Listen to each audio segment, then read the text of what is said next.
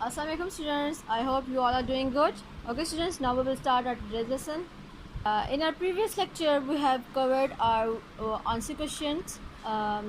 Now we will move towards its exercise. On page 20, which of the following words are incorrect? Correct the mistakes. अब यहाँ पर आप लोगों को कुछ वर्ड्स दिए गए हैं जहाँ पर कुछ ठीक भी लिखे हुए हैं और कुछ गलत भी हैं। तो जो गलत हैं वो आप लोगों ने उसको अंडरलाइन करना है और यहीं पे बुक के ऊपर ही आप लोगों ने उसकी स्पेलिंग को करेक्ट करके लिख लेना है। अब ये आपका होमवर्क है कि आप लोगों ने खुद से ही इन मीनिंग्स को, इन वर्ड्स को तलाश करना है और इन वर्ड्स को ठीक करके लिखना है, इनकी स्पेलिंग्स को ठीक करके लिखना है। तो अब हम क्वेश्चन का लेते हैं पंचुएशन का। Without looking at the story, copy the passage below, but put it in the correct punctuation mark as you do so. When you have finished, read what you have written to see if it all makes good sense. तो यहाँ पर ये आपको paragraph दिया गया है जो कि बुक के अंदर से ही, चैप्टर के अंदर से ही है, लेकिन आप लोगों ने इसको फिल करना है। तो अभी मैं ज़रा आपको बता देती हूँ। तो यहाँ पर सबसे पहली मिस्टेक यहाँ पर क्या आ रही है, तो ये देखें सी कैन लिखा हुआ है। तो कैन का सी जो है वो स्मॉल लेटर में है, लेकिन एज़ यू ऑल नो वो सी है ये कैपिटल आएगा, स्मॉल नहीं आएगा। तो सबसे पहले यहाँ पर ये मिस्टेक आ गई।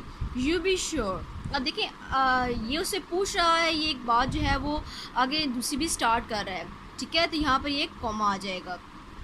Asked mic. अब माइक जो है वो एक नेम है, तो यहाँ पर जो इसका एम है वो स्मॉल लिखा हुआ है, लेकिन यहाँ पर एम जो है वो कैपिटल आएगा, ठीक है। उसके बाद कोमा आ जाएगा। आफ्टर देन जो है वो दूसरी जो है वो बात स्टार्ट हो रही है, श्योर ऑफ व्हाट, तो ये कोमा के अंदर आ जाएगी।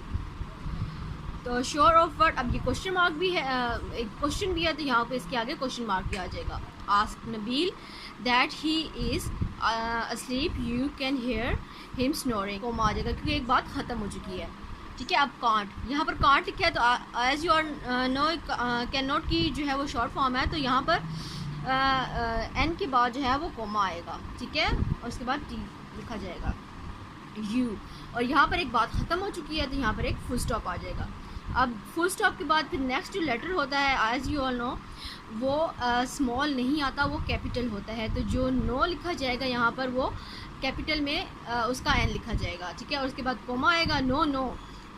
अब हम लोगों ने एक्सक्लेमेशन मार्क्स के बारे में पढ़ा था कि जो आप किसी भी खुशी के, गम के मौका पर दे रहे होते हैं, तो यहाँ पर एक्सक्लेमेशन का जो साइन है वो लग जाएगा। उसके बाद विस्पर्ड। अब यहाँ पर दोबारा से माइक एक नेम है, तो नेम आपको पता है उसका जो वर्ड होता है, जो लेटर होता है फर्स्ट वो कैपिटल आता है, ठीक है।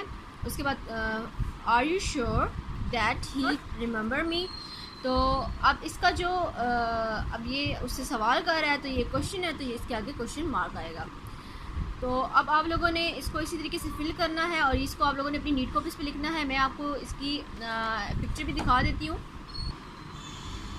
ये यहाँ से लेकर कैन यू बी श्योर, यहाँ से लेकर ये है रिमेंबर मी तक, ठीक है। तो आप लोगों ने इसके हम लोगों ने वहाँ पर साइन मार्क कर लेते। अगर किसी को कुछ समझ नहीं आती तो वो यहाँ से साइन जो पंक्चुएशन मार्क्स हैं उनको टैली कर सकते हैं।